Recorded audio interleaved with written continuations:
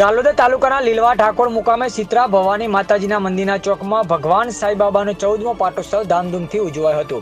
લીલવા ઠાકોર પ્રજાપતિ સમાજના આગેવાનો દ્વારા યજ્ઞ કરવામાં આવ્યો હતો, તેમજ શ્રી સાંઈબાબાનો 14મો બર્થડે કેક કાપી પ્રજાપતિ સમાજના યુવા પેઢી દ્વારા ધામધૂમથી ઉજવવામાં આવ્યો હતો, જેમાં લીલવા ઠાકોર ગામની ગળીઓમાં ભગવાન શ્રી સાંઈબાબાની ઝાંખી નીકાળવામાં આવી હતી, તેમજ ઠંડા પીણા સાથે લોકોએ અનેરો આનંદ મેળવ્યો હતો।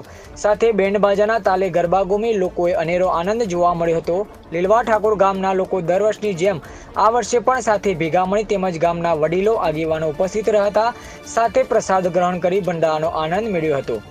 રિપોર્ટર દીપેશ પ્રજાપતિ, જાલોદ।